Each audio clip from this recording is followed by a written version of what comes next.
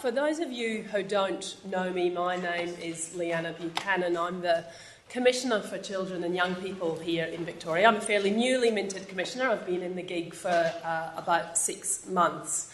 And certainly these topics that we've been hearing about and discussing today are pretty dear to my heart. I start by acknowledging that we're meeting today on the land of the Wurundjeri people of the Kulin Nation and pay my respects to their elders past and present and to other Indigenous people here today. I also, in acknowledging country, I acknowledge the harm that's been done to the First Peoples of this land. At the Commission, we oversee, amongst other things, the youth justice system and the child protection and out-of-home care systems. Just this week, with some work led by my colleague Andrew Jackamus, the Commissioner for Aboriginal Children and Young People, we tabled a report into the number of children, Koori children, who are being removed from their parents in this state and the massive growth in that number. And the fact that at the moment we are absolutely failing to keep those kids safe, nurtured and connected to culture and community after they're removed. That's one area that I think we see the ongoing harms done.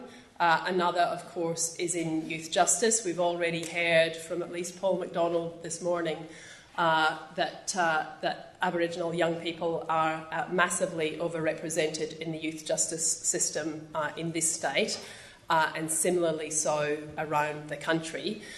We heard some of the kind of the basic stats then.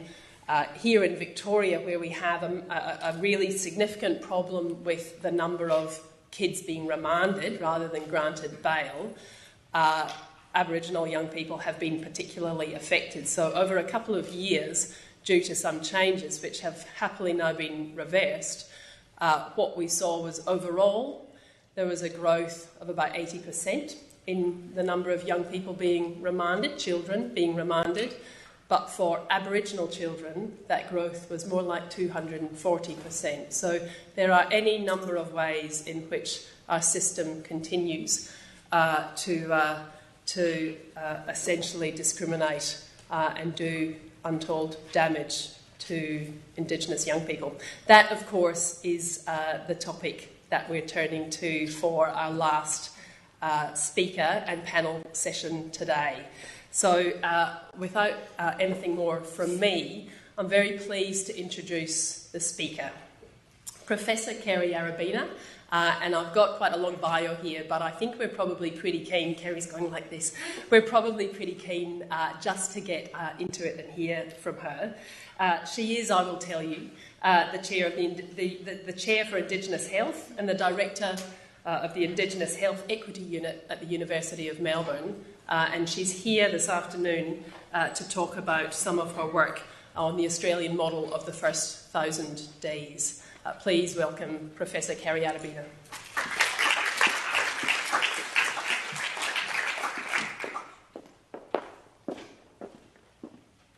Thank you, Chair. Good afternoon, everybody. When that show came on TV, for me, there was a culmination of a whole range of things. I'd worked in prisons before. I'd tried to get reforms happening, condoms available. I wanted needle exchanges to go on when I was working very clearly in HIV and AIDS. I had seen too many people come through prison, come out the other side. I was part of the deaths in custody work. I had worked in health for such a long time. I'd seen men dropped off at the sides of roads up in Cairns on their way to get back up to Lockhart River. I'd just seen so many different things. And I'd seen people try to go for jobs and not be able to get them. I'd seen people just constantly cut down because they had this criminal record. And now down here in Victoria, you can't actually have a spent fine, and these things have an impact then on how kids are able to be cared for in the whole child protection system. It's deplorable what happens. And so when this came on TV, my husband kept on asking me, do you want me to turn it off?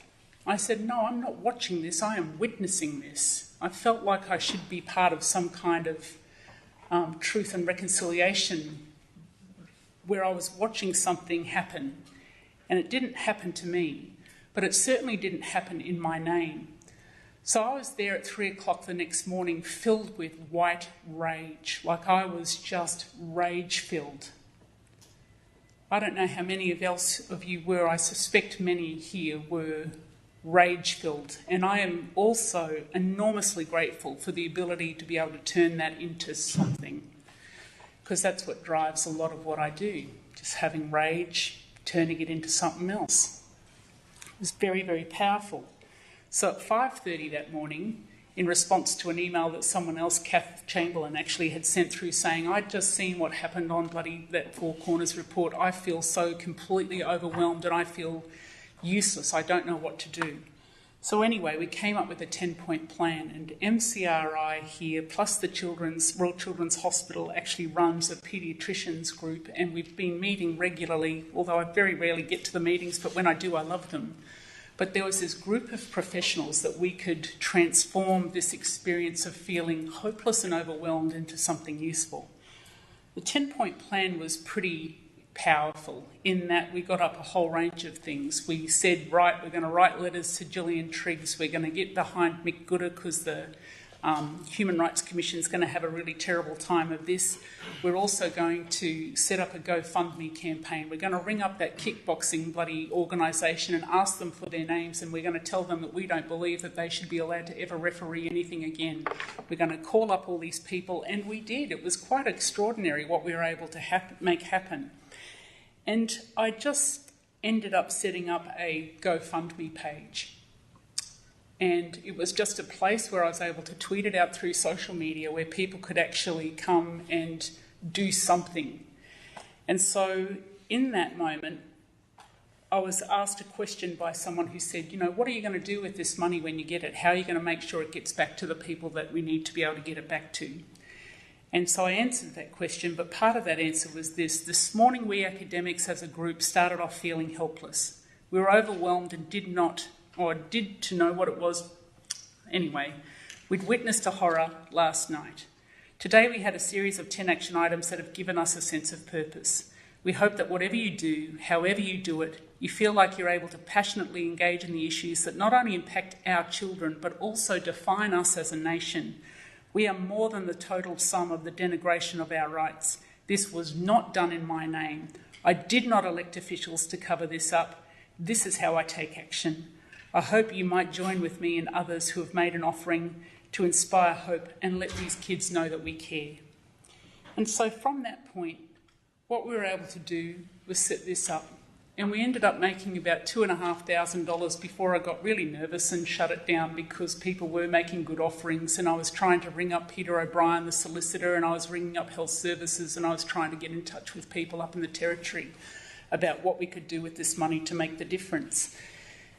And at that point, everyone was talking about getting the UN Commissioner in for torture and all these sorts of things. But through this outlet, we were able to really kind of give people a sense of being able to not only leave a donation, but also make an offering to the people who were affected and impacted in the way that they were. So, people were saying there has to be a better pathway than treating young people in this shameful way. Hoping justice and a better future will be found for the kids who've been undeniably let down by the state. So people were actually able to really talk in a very emotional way. So while the UN was getting called and people were outraged and there were more shows on television and things like that, with the help of people who made those donations through that GoFundMe campaign, again I got onto social media, found Peter O'Brien, humbugged him very badly. His guy, Alex, who is a comms officer who works with him, was able to facilitate this. So this came back from Kira, who is Dylan's sister. And for the first time in 2.5 years, we were able to get his family in a car, travel from Alice Springs to Darwin. We were able to pay for a caravan park and a hotel room for them to stay in. They were able to go and see their son and brother for the first time in nearly 2.5 years. And they were able to make their peace, and they were able to then come back home. As a result of another project that we've got on the go at the moment through the University of Melbourne and Social Equity Group called Unfitness to Plead, we were also then able to pay for a psychologist to go in and talk with other people who were part of that Four Corners report and make offerings to them about being able to have their stories told, and that made a powerful impact through the Royal Commission. So one of the things that we were able to do was get Kira a note from her that we were able to post back up on that GoFundMe page. So her final thing was to say thank you to everyone for your help in making this family time happen when it was needed the most. Love, the Voller family. Now, it was a little thing for me to run down to the bank and actually put that money into that account. But afterwards, I was air punching. I felt like I'd just made something really special happen. Because at the moment, what we try to do is work through our institutions and organisations. But actually, it is just what it means to be human and what it profoundly means to be my fellow Australian. And it is an investment in all of the integrity and values that this nation upholds. And I will not let anyone pull me away from those values and that level of integrity. And so I won't. In having conversations then with others who are more informed about what Dylan Voller's early life looked like, I heard then the multiplicity of stories and the complexity of the trauma that he experienced early on and the relationships with people who let him down and the rage that he felt against all the machines that he was asked to participate in and be part of. And he knew that he couldn't do it, but no one deserved what he got, was the end point of that conversation. And I would suggest that he didn't deserve anything like that from even the time before he was conceived.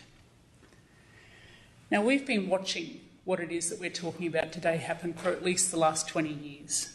So I was up in Cairns working with Noel Pearson at the time when we put out the manifesto about passive welfare, and we'd seen the impact of these generations of people trapped in poverty and told that poverty was their only option for at least 3 generations. I'd been working for at least 20 years in sexual health and reproductive health, and the greatest burden of asymptomatic illnesses in this country is carried by 15 to 19-year-old adolescent Aboriginal people who live in rural and remote area Australia. These are all preventable and treatable, but what they speak to is about the amount of control and efficacy that people have in negotiating what their sex looks like and how that's experienced. I was part of community organisations that were set up to stop and halt the forced sale of alcohol in Cape York, until you go back and have a look through the archive material that shows that these were famously set up to supplement the council monies going in, and that grog shops were opened up and people were told how to sell grog on the sly so that they could actually use that money into municipal services. We've seen the increasing developmental vulnerability as more people became part of that grog culture, and as importantly as women entered it as well. We'd seen the institutionalisation of care of children as a result of a whole lot of those forced removals, and we've seen the full range and expression of what it means to be in poverty. And I suspect every one of us in this room has one of these issues. We're either time poor, we are financially poor, some people are without hope or aspiration. That for me is a different kind of poverty. And there has become an increasingly outrageous experience of violence, and the epicentre is now within families. That speaks to me about the kinds of stresses that people are living with and under. And what we've also seen since the 1960s is a change in the experience of imprisonment. And so in 1960s, people went to prison because of crimes against the state. So for protest, for slander. And then what we started to see was 2 generations of people going through in the same time. And then, of course, men started to go to prison, and deaths in custody emerged as a really critical issue in the 1980s. When I worked in Bogger Road in the 1990s, men were imprisoned for a very long time for murdering people that they loved. That was extraordinary. And in 2000, what we've seen now is an increasing number of women and parents in prison, and an increasing number of children who are going into prison. And in 2010, we have whole families who are incarcerated, and there are more deaths upon release and more violence as a result of it. And this is our lot. It did make me reflect upon what it was like in England prior to determining that people would come to Australia as part of the penal colony. And in those days, back in England, the streets were soaked with rum, women and children were tortured and also incarcerated, and it's probably happening at the same rate that it's happening in my communities now. Australia was established as a penal colony. The first institution in this nation were prisons. And what happened was that prisons came to a continent and peoples who had absolutely no need of them. There were no prisons because we had no need of them. And yet, they have become the most enduring institution which have trapped and ensnared us all. What's extraordinary about the landscape shot was that actually we had the largest estate, managed estate in the entire world. All of it through a set of values and principles that maintained the integrity of ecosystems across this great nation for over 60,000 years. And the nuances of it was extraordinary. Because yesterday I read in The Guardian, not that that's a great source of all information, however, it was reporting upon some research that showed that in terms of the genetic makeup of Aboriginal and Torres Strait Islander peoples, that it was separate and completely different to the genetic makeup of other populations of people. And it showed distinct separation and characteristics for at least 60,000 years. But what's much more important to me was what I'd learned when I was working at the Australian Institute for Aboriginal and Torres Strait Islander Studies, is that genetics and language are indicators of the kinds of ecosystems in which people lived. And instead of just one big ecosystem, each of these languages correlates specifically to a piece of country. And the depth of the relationships that people had to that country transitioned their genetic makeup to correspond with that piece of land. So the genetics of people living in the arid zones is completely different to the genetics of people living in Cape York and different again to people living in Tasmania. What I'm interested in now is what's happening to our genetic diversity that was once defined by country, and our contact now with the institutions that are meant to regulate us and that we're meant to assimilate to. And in terms of what that epigenetic story then tells us around what's happening with our genetic and culturally lived and linguistic diversities and how those things, even at a genetic level, are being changed and influenced. So, pre-industrialised England, it was necessary for prisons to be part of your institutional, not your institutional, but part of the colonial practice. And the twin of that then was to set up federation. And in terms of that industrialisation, what it did was give way to institutionalisation. And part of the great keening sadness from the depth of my soul is that there is not one period of time in an Aboriginal or Torres Strait Islander person's life where we are not expected to interface with and engage with an institution which is not of our making. Even before we're conceived now, we're engaged with some kind of institution. Through pregnancy, We have to tell people as soon as we become pregnant so that we can engage with professionals. All the way through birth now, we're birthed by men and not by women. We're offered caesareans. We're not even given the time now to do natural birthing anymore. Early years, we've got to engage with this system all the way through school, adult life, even palliative care, death and burial. It's all in the context of some interrelationship with an institution. And what these institutions do is detract away from our families as being the universal service for our kids. Families are the universal service for children, not primary health care, not any other institution or expert. Families are. And what we've done is we've privileged programs over what it is that aunties can provide for supports for their nieces or nephews. What we've done is give privilege to experts within agencies and given them enormous power and control over determining what my life is meant to look like, how I'm meant to construct meaning.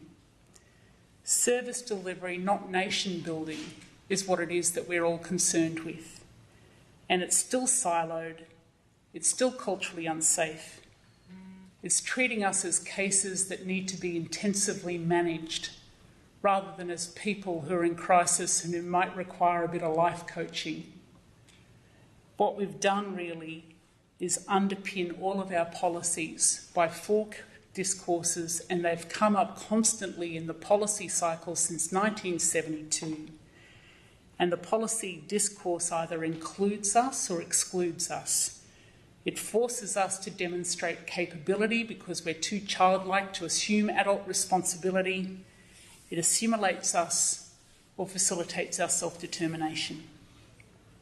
And all of these things are really important because we aren't born into a society. We're not. We're born into ecosystems. And what you're asking the oldest culture on the planet to do is to participate in modern nation building, which actually has at its genesis point biocide. In the 6th largest mass extinction on the face of the planet. We might be the canaries in your cage. We're carried in the wombs of our mothers and we're born into the wombs of our fathers, our land. Every single peer-reviewed article that comes out about Aboriginal and Torres Strait Islander people speaks to us about how we are disadvantaged, how we are incompetent, how we need the help of others because our problems are too big, how we're going to die less than anyone else. But in fact, we are precious, we are extraordinary, and we are powerful and smart beyond words. And I probably earn a great deal more than any of you in the room. Just saying. But that was a long time coming, let me tell you. But in terms of what this means for me, I'm a role model to other women who look at me and where I started out from and what it is that I've had to do over the course of my life. And they've just gone, well, if she can do it, I can do it too. And in that way, I am a role model for families. And they look at the way I've lived my life and they think that maybe I could formulate my life in the same way and achieve some kind of equity. It's not going to come out of Harvard or out of Chicago. It's not going to come from another country. It's not. It will come from within our own peoples and within our own ways of thinking. And so this is why I just want to spend some time now talking with you about the first 1,000 days.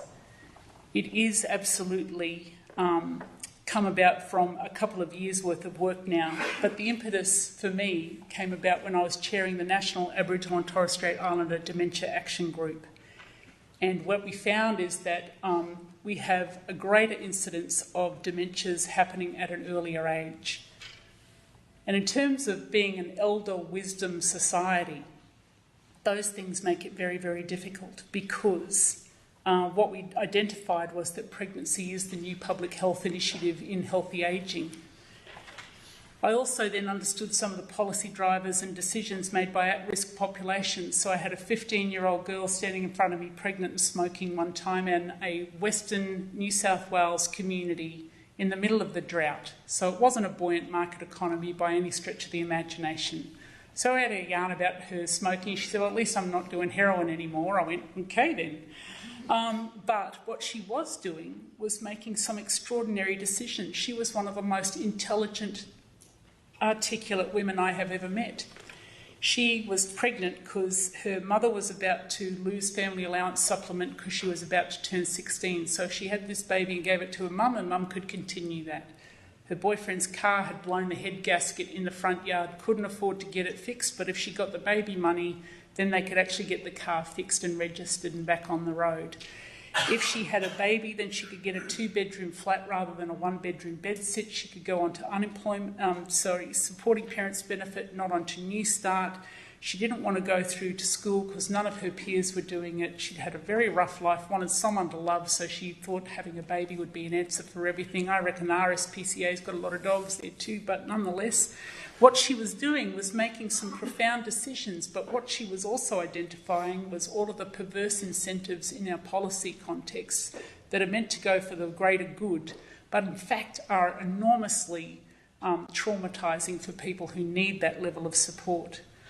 I'd also chaired the National Aboriginal and Torres Strait Islander Health Equality Council, and we've noted the rise in FASD, fetal alcohol syndrome, and the work of the Abecedarian Project. That stuff is just off-tap awesome. I love it. If you can get a child who's got developmental vulnerabilities and speech delays and a whole range of things, you can improve IQ decibels by enough, you can improve speech patterning and capacity, you can do a whole range of things that allows kids to function even at a low level in primary school, helps them socialise, and behaviour regulation becomes something that's really very important. The quickest growing prison population in Australia is young women, and also the invisibility of our men in anything to do with policy.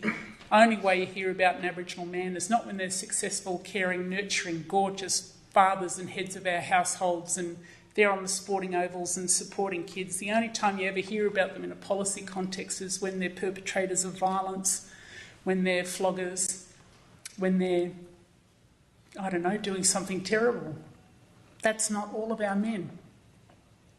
That's not who I raised. It's not who my brothers or fathers or cousins are. And I just cannot believe how invisible they are in this first 1,000 days. We don't talk about child and family services, we talk about child and maternal services, and we privilege the biology of the mother rather than the contribution of fathers to that space.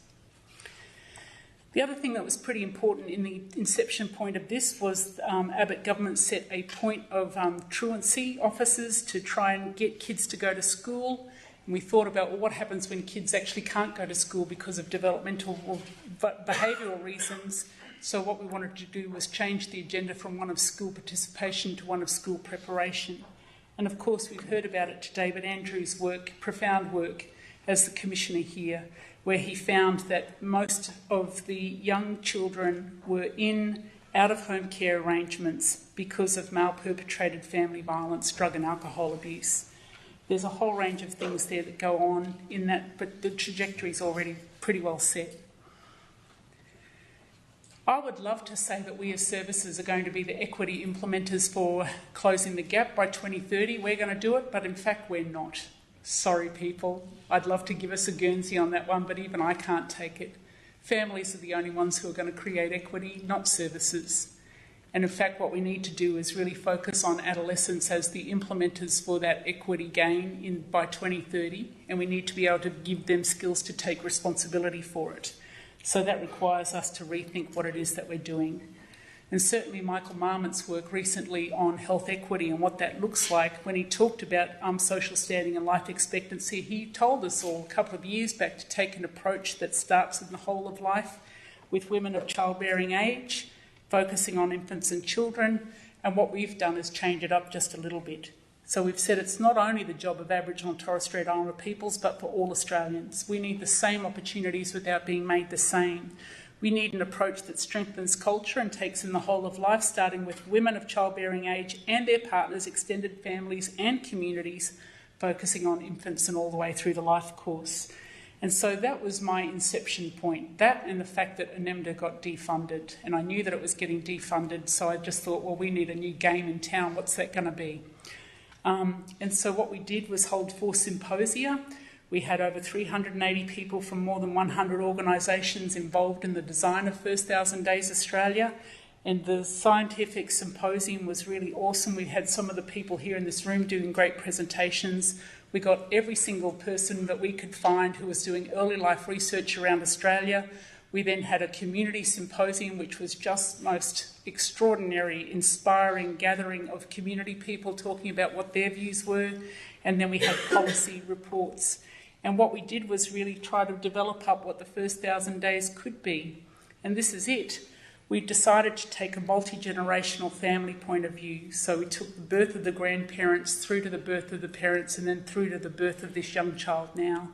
And the first 1,000 days will really necessarily involve those 3 generations, not only because grandparents are also in care of children, but because genetically and epigenetics showing that cross-generational impact of adverse stressors in a person's life will be really extraordinarily fascinating. So the goal of the first 1,000 days work is to provide a coordinated, comprehensive intervention to support families from children, from conception through to age 2, lay the foundation for their future health and well-being.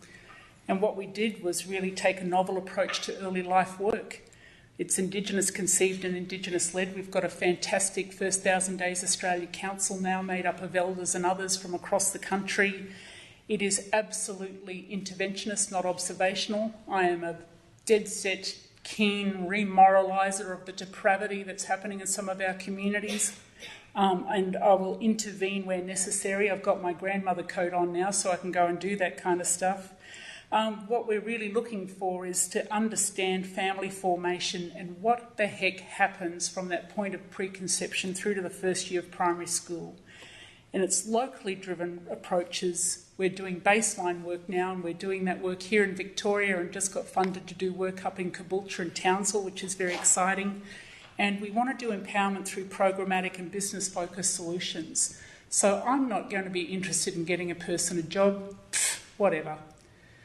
What I am interested in, though, is helping people understand their own contribution through business models, because you can set up enterprises for less than $100, and I'm going to show you a little bit about what we're doing in that space. I saw Jeff Craig making his way in here before. When Stuart's here, of course, we've got people who are part of our scientific committee who are really helping us develop up protocols around the biological, familial, social and emotional wellbeing measures that we want to be able to get some indications on, as well as service measures. And we're currently working on the development of a workforce for the first 1,000 days. And the first cab off the rank for that as a group of public housing tenants through Aboriginal Housing Victoria. They're now our peer researchers, and we've just created an accredited course through the university, so now we can build up people's expertise by having short courses leading into graduate certificates, leading to specialist certificates. I think I got that the wrong way around. But anyway, it's building up now to a master's degree in public health in the first 1,000 days. These are the 10 strategies that we're going to be working on.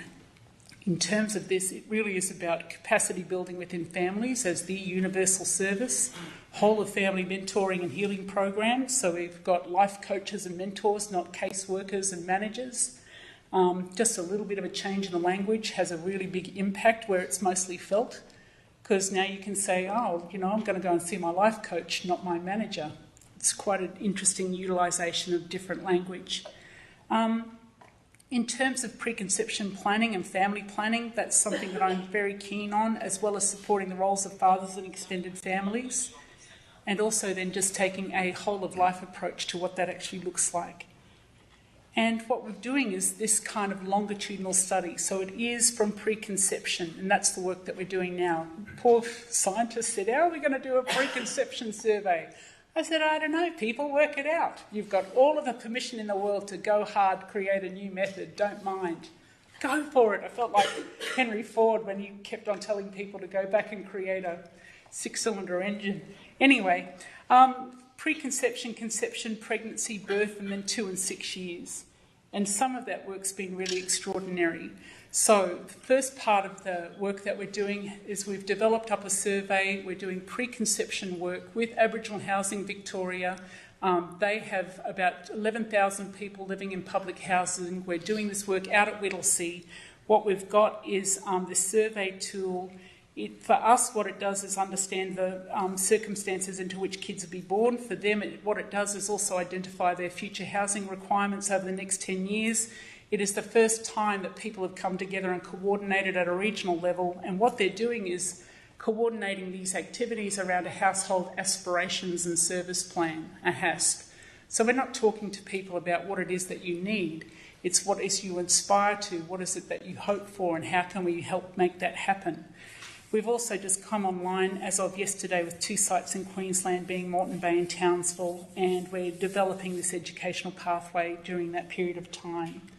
So we're working very closely at the moment with WeHi, Monash, La Trobe, MCRI, the hospital here, University of Melbourne, Macfarlane Burnett Centre and others to really think about what this could actually look like and where people can actually give their samples to, and ways of future-proofing this sort of project has been front of mind for a lot of us. So we've now got the Southern Hemisphere Centre for Indigenous Genomics, which is under, again, community control. Alongside all of these biological samplers, we're also doing all these narratives, again, these cross-generational narratives to kind of marry up the narrative with what actually happens in that space as well, and then understanding some of these other things. Now, what's all this got to do with prisoner health? I'm not sure yet, but I'm getting to that point in the next slide. I just wanted to be able to point to, though, that we were recommendation number 14 in the Australian Human Rights Commissioner's Children's Rights Report, which said that what we need to do is support this work because it is an early intervention research agenda in the first 1,000 days. And I'm going to read something out to you in just a little moment, which is the First 1,000 Days Australia Council's inaugural statement. And this, for me, is absolutely the essence of what it is that we're trying to do, and it's through embedding these principles in the work that we do and the way that we do our work and the way that we invest in families that will actually, I think, stop kids from getting into prisons and becoming justice involved. So we're working with culturally informed parenting, where culture is the protective factor. There's no other protective factor for us, it is culture. What we need is a strong middle class that can actually help the resurgence of that cultural practice and awesomeness again. What we've done is really connect spiritual and physical worlds and people in their natural environments. So part of the groups that we're working with includes Parks Victoria down here, who've got disability access mobility things that can get elders over sand dunes down to beaches and be on country for the first time. We're going to get people through NDIS to buy those things, and then they can have the business to get people out to country. That's their business. People on NDIS can actually use those funds to be able to help access those different kinds of things. But this is what they've given us. So we thought about this and we thought about dying a lot, but then we thought about the time and space before children are conceived. And so the whole notion is to live, to love, to learn, and to leave a legacy. That's what we want for all of us, really. That's what it means to be human just right now. For every Aboriginal and Torres Strait Islander child, before they're conceived, they have a rightful expectation of their parents that they will be born into families that seek preventative and early intervention medical and cultural supports. That they'll be born into families where adults have loving expectations of them and who help them achieve their life aspirations in powerful and tender ways. Every single Aboriginal and Torres Strait Islander child before they're conceived will have parents who'll be able to participate in their education from birth, education that develops a range of literacies cognizant of culture and to engage them in processes of learning that ensure our collective professional capacities align with cultural values and responsibilities, their personal aspirations, and our entrepreneurial spirit. Every single child before they're conceived have a right to be born into families who know who they are, where they come from, who they are connected to, who loves them, who advocates for them, who listens to them, and who is responsible for them culturally, morally, physically, spiritually, and emotionally. They have a right to be born to parents who themselves are part of healthy and vibrant societies and shaped by a strong, resilient culture in which all members thrive and flourish. They have a right to the same opportunities as other Australians without being made the same. All children, before they are conceived, have a right to be born to parents who are hopeful about their future, who can imagine a future where they are respected and valued, and to participate in pathways that lead them to align their life's purpose and meaning with what it is that they do on a day-to-day basis, bringing about joy, celebration, hope, forgiveness, and a capacity to forge forward. All children have rightful expectations before they're conceived to be born to families who can transform harmful experiences into ones that allow them to live a positive life with a peaceful heart. All our children have a right to be born to parents who themselves are supported through strong kinship relationships, who are empowered and healthy and body, mind and spirit, capable of nurturing themselves and each other, and who have the resources and selflessness necessary to give their children the optimum start to life. All of us have a responsibility to these children before they're conceived to know about their connections to their ancestral past and supported in their role to co-create a future for children and grandchildren. They all have a right to be held in a mother's womb that nourishes them with good quality nutrition, free from alcohol, smoke and the experience of violence. All Aboriginal and Torres Strait Islander children, before they are conceived, can and should be born into families that have healed and have broken free from transgenerational trauma, and to be born into families that have the capacity to celebrate them, offer them ceremony, rituals, language, songs, stories and environments that strengthen their resilience and identity, encourage their growth and have identities of their choosing. Now, if we were able to do this for children before they were conceived, then there would be no child in child protection services systems. There just wouldn't. We'd be able to hold them. We know that this period of time determines the health and wealth of the world and the quality of life, ageing and of death. We understand that death is an important part of life, but what we know is that what we'd love to be able to do is to go home and die on country with our family around us when we're old. We don't want to die quietly in cells. We don't want to die quietly in rooms by our own. We don't want to have to take our own lives as a way of being able to express what it is that we're truly meaning when voices fail us and when words aren't enough. And these sorts of things necessarily involve all of these leaders, family members, and we do need to challenge the status quo, because what it is that we are doing as a collective group of experts, researchers, policymakers, practitioners guarantees that by the end of this year there will be more children, more Aboriginal and Torres Strait Islander children in care than ever before since the birth of this nation.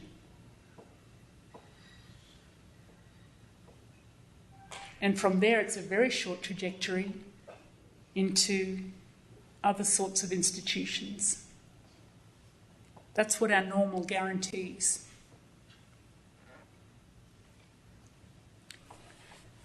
It is a people's movement and a nation-building exercise. Aboriginal and Torres Strait Islander peoples are the architects of the roads ahead in this, and we have got uncompromising standards. We want to create the very best first 1,000 days through family-led decision-making. We are talking about achieving full citizenship rights in unprecedented times. We know that there's systemic failures, but the biggest failure of all has been us as families letting the power imbalanced relationships that happens when you interface with institutions on a regular basis become part of our norm. And what we need to do is return to those values and ethics that have underpinned our progress since time out of mind. We need a continuum of success derived from within our own family's experiences.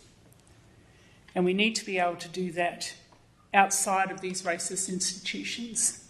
So until we get it right, what we're going to do is really build people's entrepreneurial capacities, because there are a whole range of things that can get done here.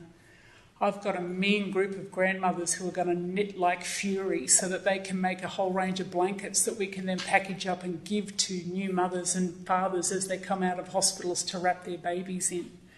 We've got play groups that are going off tap where elders are teaching young ones, and parents are being supported to get out onto country and be in nature and experience the making of books and reading them out in language. We're going to be working with adolescents and parents as first teachers and giving them a different identity rather than as a public housing tenant to being a peer researcher in the First 1,000 Days project. We're going to take these early learning and protection packages, and we're going to find out from households what their aspirations are. And we're going to stand back and give them space enough to be able to realise it, and even to make some mistakes. We're going to disrupt the Aboriginal industry that in fact is billions and billions of dollars a year, and which we got very little benefit from at the moment. So we're looking to disrupt that, and that's a very, very hard thing to do. However, I think that we can do it through a shared research agenda. We do need to think about the first and last 1,000 days in Australia. It is the health and wellbeing across a lifetime. It is necessarily multi-generational, and it will disengage from expert institutions and consider our families as a universal service to our children. What we're going to do is support all parents to provide an enriched life experience for our kids, even if they have come back from prison.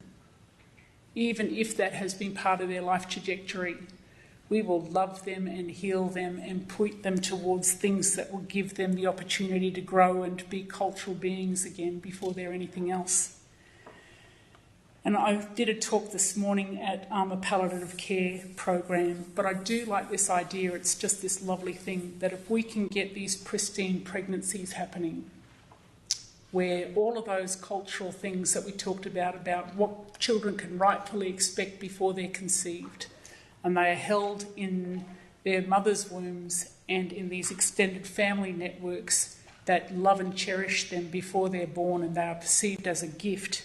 And if we bring them into an Australian context where the first thing they don't experience is to be born into someone's hand who's absolutely the wrong person, whose hand they've got to be born into, in an institution that treats their mother poorly and discriminates her.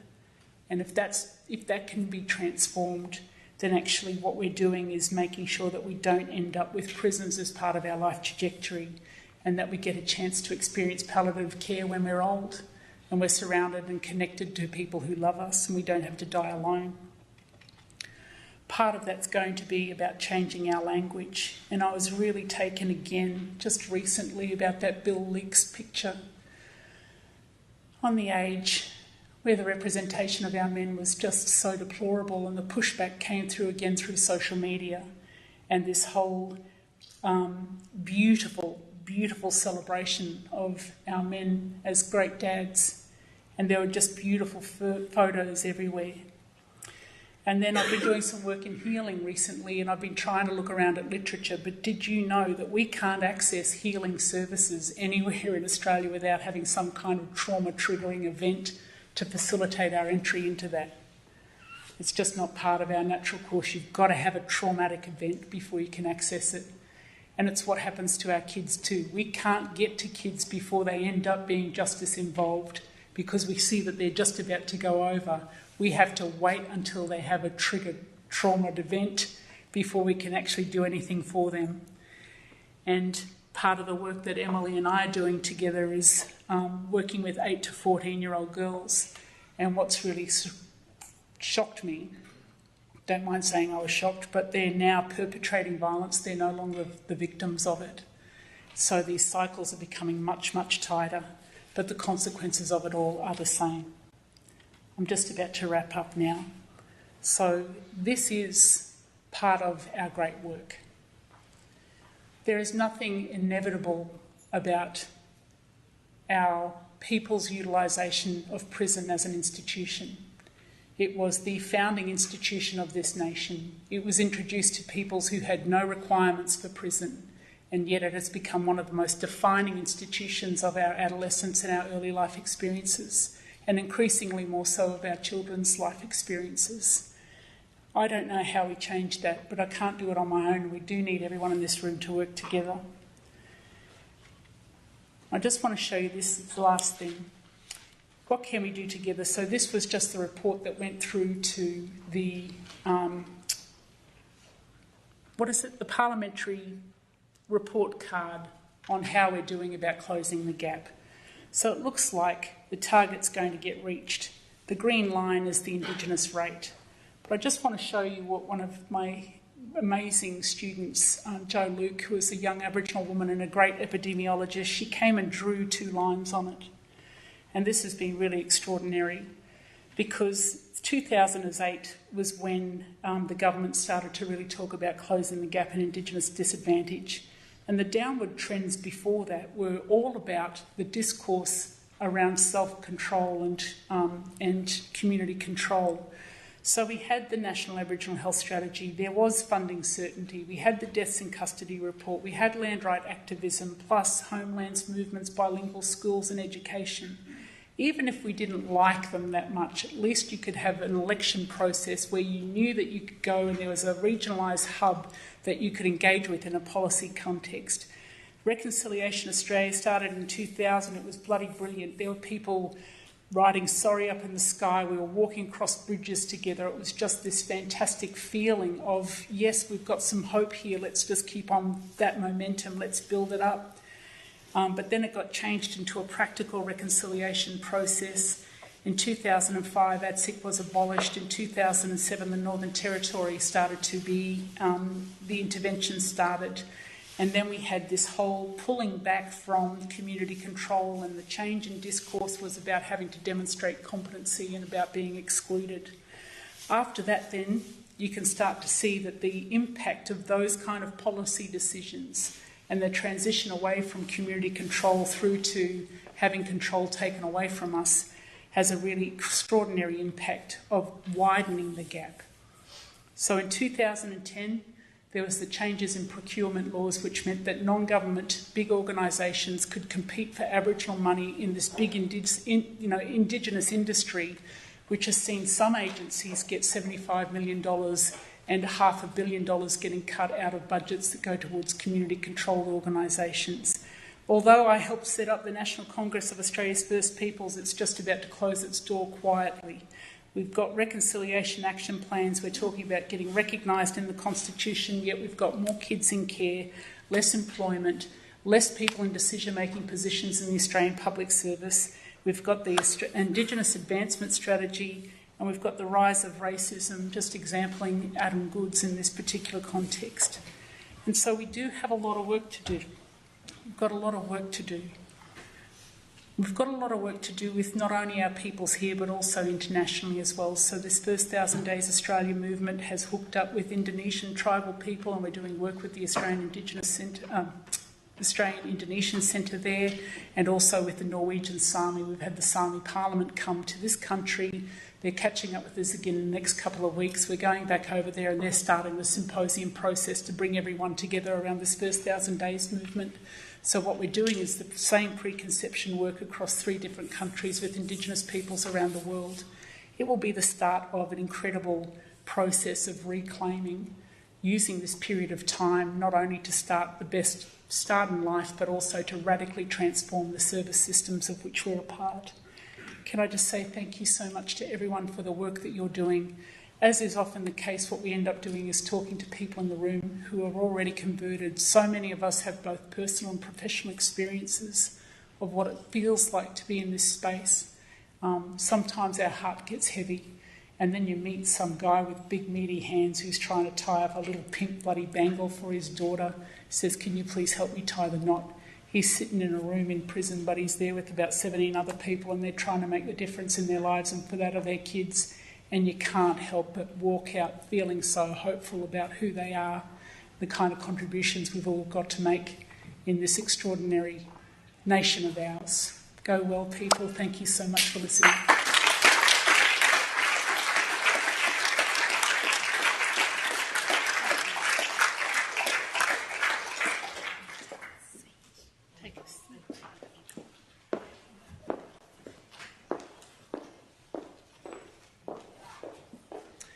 I might ask our panellists to come down and join Kerry in the front. It is chilly in here, isn't it? So I'll, as they come down, our panellists this afternoon are Julian Cleary, who is coming down from the very back. Julian is from Amnesty International Australia. He's the Indigenous Rights Campaign Coordinator. We also this afternoon have Dr. Suzanne Hood. Welcome, Suzanne. Dr. Suzanne Hood's the Research Manager from the Australian Research Alliance for Children and Youth. And finally, this afternoon on the panel we have Dr. Rob Roseby. And Rob is the Head of Medical Specialties from Monash Children's Hospital. Welcome to the panel members.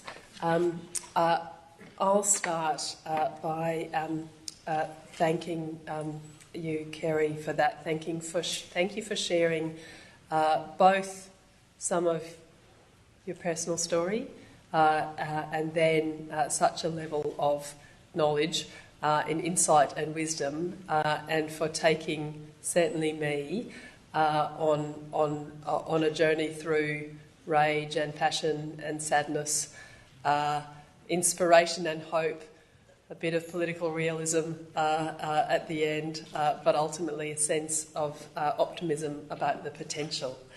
I might ask now whether any of the panel members want to kick off by responding to any part of Kerry's presentation. And I'll even give you a microphone to do it. Part of that. Two, maybe. Rob Roseby. Hold it down. Rob Roseby's my name. Oh, sorry.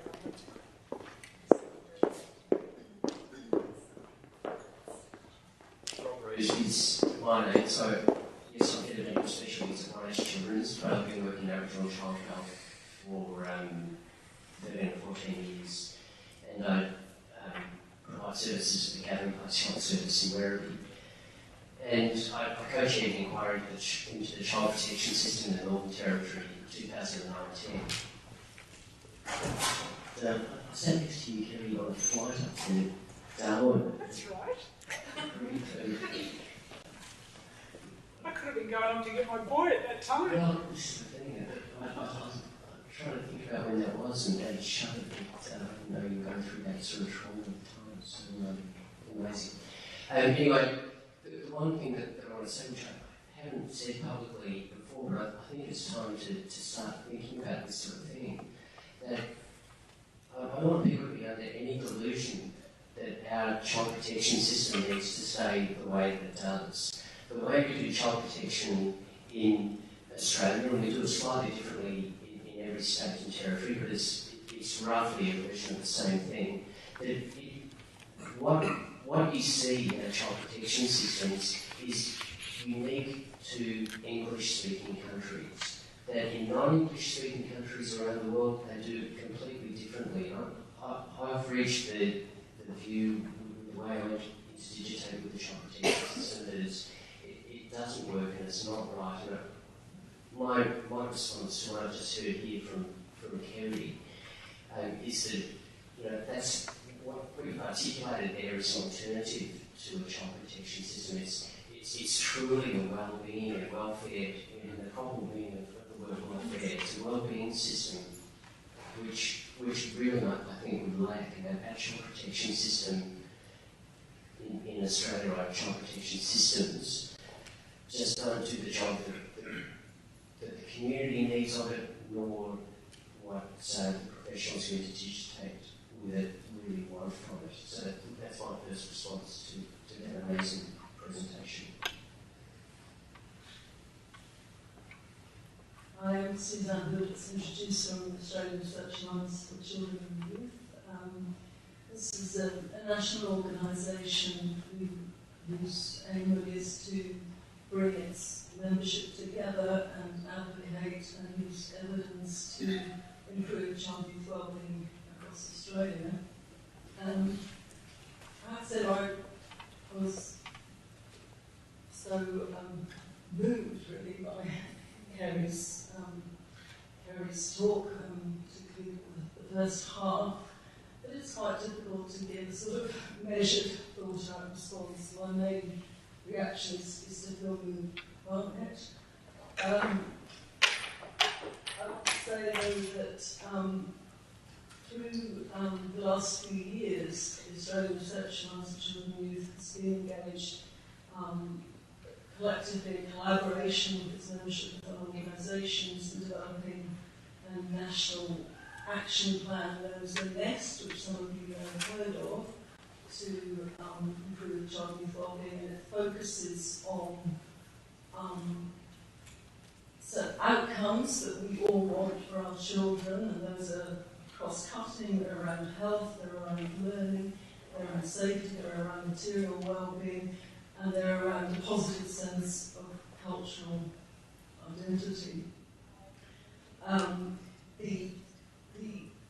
The action agenda takes a holistic view, and it also uses the best possible evidence to develop a range of strategies about how we need to go about reaching the outcomes which determines are necessary.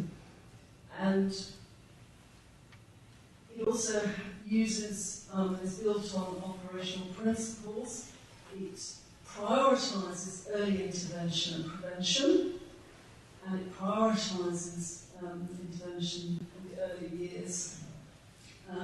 Listening to Kerry's talk, but also listening to the other talks today, we had a lot of focus on, the school to prison transition, what happens after prison, to both to communities, minority communities, to Aboriginal communities and the wider population. But we haven't had such a strong focus, I think, on what needs to happen pre-school, what needs to happen in terms of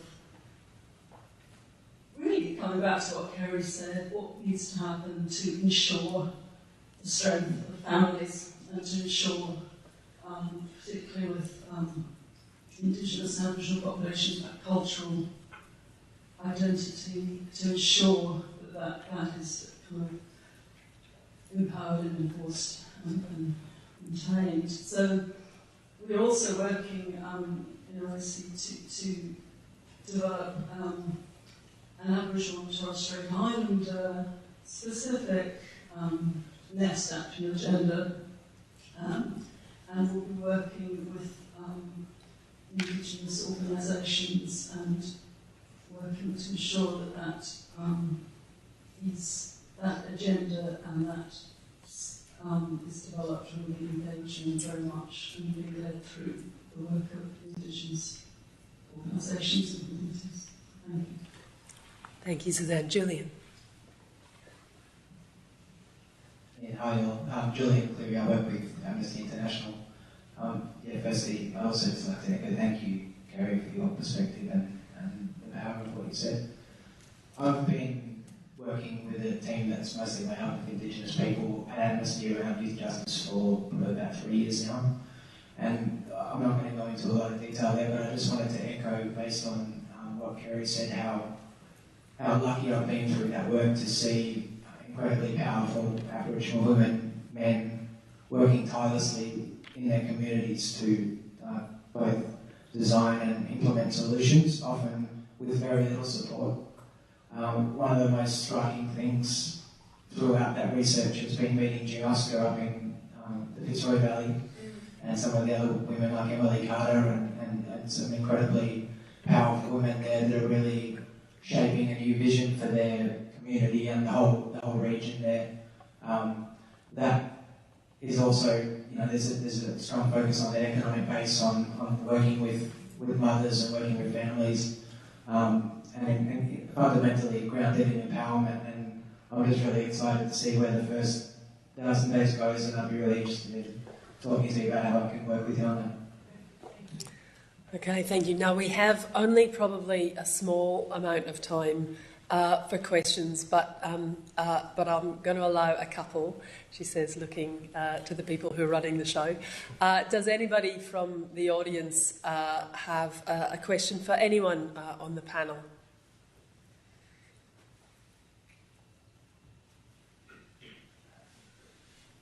No? Yes, there is somebody. No.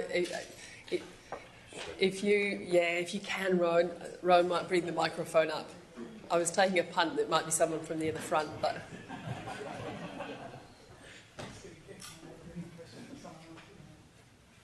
I have a question for Kerry.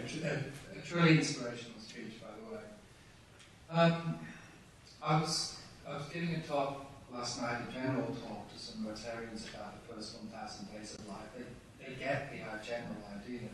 But the lady came up to me afterwards and said, I work with youths, I work with teenagers. It doesn't sound like supporting the first 1,000 days of life would support teenagers. Now, you articulated that we can, by optimizing the first 1,000 days of life, we can produce a generation of teenagers that are better off in their health and welfare. But I think part of the sub-message of the first 1,000 days of life is that we never truly lose our ability to react to the environment. And I wonder whether part of the answer, especially when we're talking about disadvantaged youth, is if we actually can help them as well directly. Do you agree that that's a potential option, that we can help them, and if we can take them out of that situation, we can just need to improve their lives? Thank you, Jeff, for that question. What I think about it is two things. Firstly, though, I will pick up a point, and it's something that comes through quite often. It's not the first 1,000 days of life. The problem that I had back in June 2014 with all of this is that most of the policies in Australia start from birth. Anything in early childhood, anything that has anything to do with children starts from birth, not from conception or even preconception. So thankfully, what we've been able to do through this first 1,000 days agenda is really shift the policy idea to start from conception. As soon as you add those two words of life to it, you either take it from a birth point of view or you actually create a whole range of other discussions that are unnecessary in the context of, does life start from conception or not? Can you terminate pregnancies at 12 weeks or 20? Those are the kinds of things that become deeply problematic when we say first 1,000 days of life. So I very clearly positioned this as first 1,000 days Australia, in that it is part of the Australian initiative on how it is that we can enact the first 1,000 days global movement. And I have given a lot of content to what it has been in an Australian context. So people thought it was a catchy little slogan.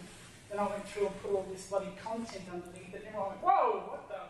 And so now we're getting the response in a policy context. So again, if you're talking about this and you want to be able to talk with the chair around it, just make sure that it's first 1,000 days from conception to age 2 and drop the lens of life. Secondly, that's why we've really had to focus a lot on the preconception work, which is really around life skills and mentoring approaches for younger people, people who are about to become parents for the first time, and giving them opportunities to identify differently to what it is that they are, how they're currently perceived. And so we do create disadvantaged youth or people who are having problems into peer researchers or business owners or entrepreneurs. When people drop out of school, we say, that's fantastic, you must be just like Richard Branson, he didn't complete school either, let's hook you up with a business mentor and see what happens. In order to mobilise that, what I've had to do is get on to the Indigenous Chamber of Commerce here in Victoria, and I'm very happily part of that. I love business. I think it's a really important thing you can do, and goodness me, I run 2 of them now off my mobile phone. It's amazing.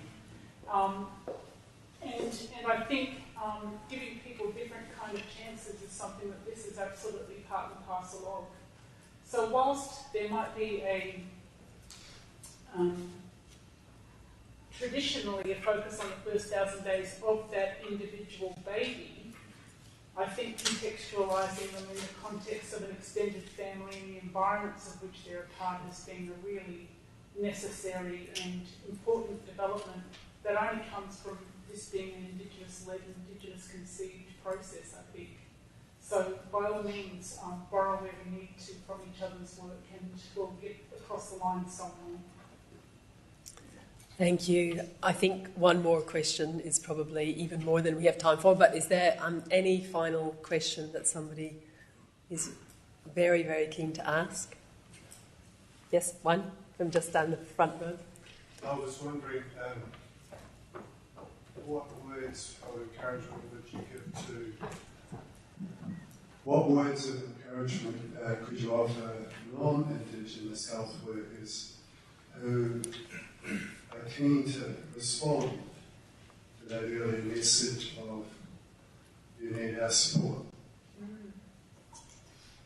One of the very powerful things, and I think it's just come through from my brother here, is the fact that actually you have got an extraordinary culture in non-Indigenous peoples, which is absolutely about welfare, and it has been the mainstay of the birth of this nation, the continuation of this nation, which has been extraordinary. I don't think, when I've gone up to Papua New Guinea and I've spoken to them about having people get paid to look after their children as an absolute minimum, they are amazed because they don't have that. There is an incredible amount of integrity and value in those principles of welfare. It just gets problematic though when it gets hooked up in an institutional response, and that you have driven through an agency response to what it is that people require. And sometimes some of the very best engagement or interaction that we can have is mostly on a human-to-human experience, rather than an Indigenous or a non-Indigenous one, or an institution or another one. So just treat people like they're your brother or your sister. Like in terms of that, what is it that you would want for yourself and your own family? Just try very hard in all of your interactions to be as kind as we possibly can be, because we don't know what people are burdened with. We don't know who we're sitting next to on a plane and what it is that their experiences are. We don't know whether people have got hardships or a quiet hurt, or they're angry about something, or they've still got something. We just don't know. And so I think in all of our interactions with anyone, our first and only response should be one of kindness. And then after that, we can facilitate someone being a self-determining being. In a Victorian context, we're having treaty conversations, we're talking about sovereign citizens having discussions with other sovereign citizens. How is it that we're going to facilitate what a treaty negotiation looks like in the Victorian context, with whoever is part of that conversation? I think those things are very, very powerful, and that's probably the best thing that I could say. Thank you very much. We'll finish that session there. I thank you to Kerry and the panellists for being part of a conversation that I think has reminded us of the need to start looking at what we can do to change the trajectory towards prison, not just from birth, from preconception, and envisage a world where children are absolutely conceived of and born into a world where they have the right to all of the expectations that Kerry described. Please join me in thanking the panel and Kerry.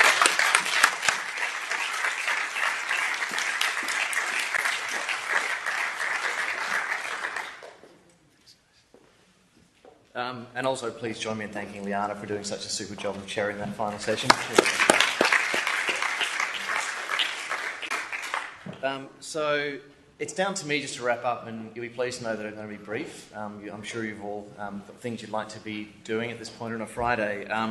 But A couple of quick things. The first is that you may have noticed that Ian Lanyon was down to speak between that session and us closing. Ian called earlier today and asked me to extend a sincere apology. He's been held up at Malmesbury, as you probably saw in the media. There's been some interesting developments there in the last few days, and he was unable to make it this afternoon. But he also asked me, and I checked the words with him, to say that he'd like to offer his strong support for research to inform reform in this space. So I found it's a difficult position that someone like Ian is in. I found that encouraging to hear those words, and so I'm grateful for him calling, and I'm grateful for his support for this initiative. Just in closing, I have to say that I'm humbled by the number of people who've been involved in this event. The speakers, the chairs, for the panels, the panellists. It's an outstanding bunch of people, and all of you who've come as well. I feel like there's an enormous amount of wisdom, experience and passion in the room, and I find that very invigorating. This is a challenging area, but we're all here, we're all committed to this space, so I find that really inspiring as well. I also just wanted to, particularly because no one has done it yet, thank Rowan for doing 99.5% of the work to put this seminar together. Rowan's been personally responding to every RSVP, organising everything. So can everyone please join me in thanking Rowan?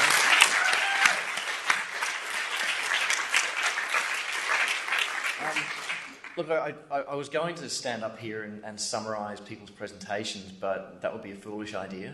I won't do it. I will again say that notion of the soft bigotry of low expectations is a very compelling notion for me, and I think there's a collective sense here that we shouldn't do that, but that's not good enough, and that we should have high expectations, and I think Kerry's presentation has really galvanised our enthusiasm for expecting the best, not accepting mediocrity or worse for the young people that we're talking about.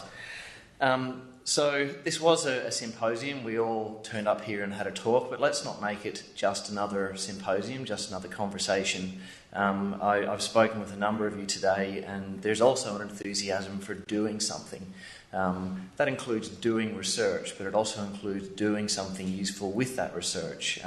And so I hope you've signed up. We do hope to find a mechanism, we're all busy, but a mechanism by which we can keep this conversation going and turn the passion and enthusiasm that we've heard today into some change and to some better outcomes for justice-involved young people. Not least, we do hope you've signed up because we have a short evaluation survey that we'd like to circulate, and we'd really welcome your feedback on the day and how we can make it better, and also on any ideas you may have for how it might be possible for us to keep this conversation going. But I'll stop there, except to say once again, thank you very much for coming, and safe travel time.